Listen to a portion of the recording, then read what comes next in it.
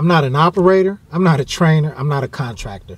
I'm just an everyday guy trying to learn how to use the tools that will best help me to defend myself and my family. I'm just one part of this EDC Nation. Hey everybody, this is Q and I am down here in beautiful Camden, Tennessee with this ugly guy right here. Some of you may know him, James Yeager. Down here, James, I just want to thank you for inviting me down, first of all. I want to tell you, man, this has been an outstanding course so far. And I just want to just take a little time to just tell Ingo, give you an opportunity to talk to Ingo and just interview you. But one thing I want to start with is, man, I don't even want to get into the gun stuff. I don't even want to, man, it's some things that I've learned and experienced down here. I just want people to know about you. And when we first walked into your home, the first thing James Yeager did was, one, he introduced us to his wife. Then he introduced us to his grandchild. Then he introduced us to his mother, his daughter, her boyfriend, and also his dogs. So, man, tell me, what does family mean to you? Family is absolutely important. I mean, it's important to everybody, but it's critically important to me. I grew up in a kind of a weird home, and family ties weren't that strong, and so I didn't want that for my family. And then now I have this extended tactical response family, and so when you come into my home, you come in as my brother. And what you didn't tell them was I met you at the door and I hugged you at the threshold and called you a motherfucker. Sure did, yeah. That's true. That's true. But you know, the gun community is a great bunch of people, and the best people in the world are gun folks, and they're the kind of people you'd want to have, you know, go out to dinner with, or the kind of people you'd want to hang out with, and I'm lucky enough that they are my family, and they come here to visit often. Exactly. And I got a great opportunity to talk to a lot of the guys that you work with, and it's almost like, man, they see you as a real leader.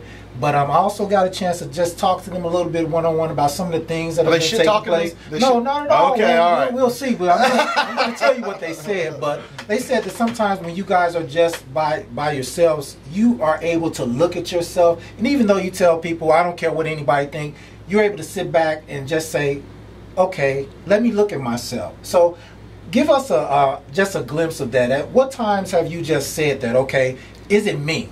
Right.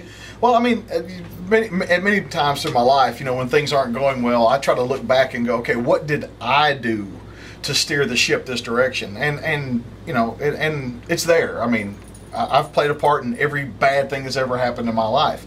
And so to me, it's kind of like the warrior philosophy is you have to be introspective. You have to fight the battles within and the battles outside, and it's just part of it. And like, I've got such a great group of guys that I can put the armor down, you know, and I can say, all right, guys, this is what I think's wrong, and how do we fix this? And James, when we first came in, I overheard you talking a little bit with your guys about some history, and man, it seems like that you're a real history buff. You're one of those guys that not only just reads, but you go and research and you know what you're talking about. Just what has been the most important thing in the history of America to you that has affected us as patriots and gun owners and citizens of these United States? The honor code.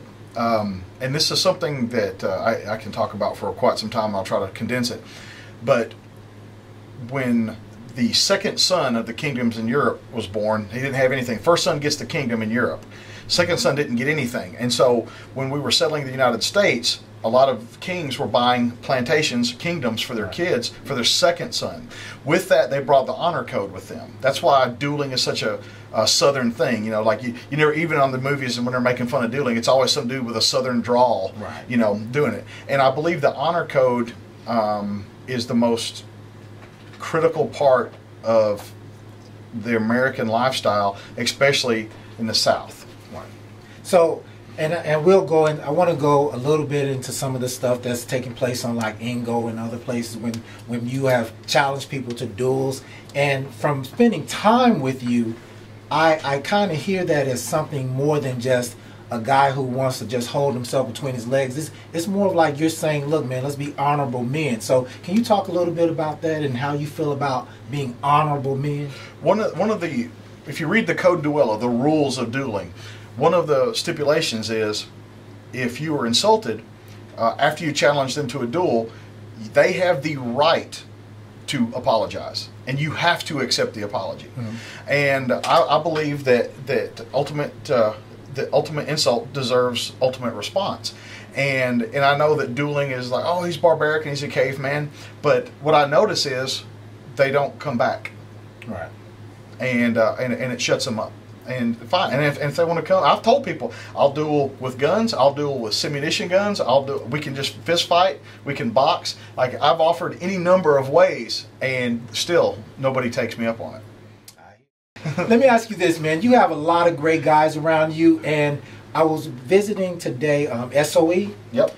And the owner over there, what's his name? John Willis. He just sort of, he didn't really go into a lot of it, but it seems like, man, you have a lot of connections. And because of you, a lot of people have become connected with Camden, Indiana, and your company and other companies. Can you just give us a little history, man? Tell us a little Well, I've been in business since '96, so I got somewhat of a business mind.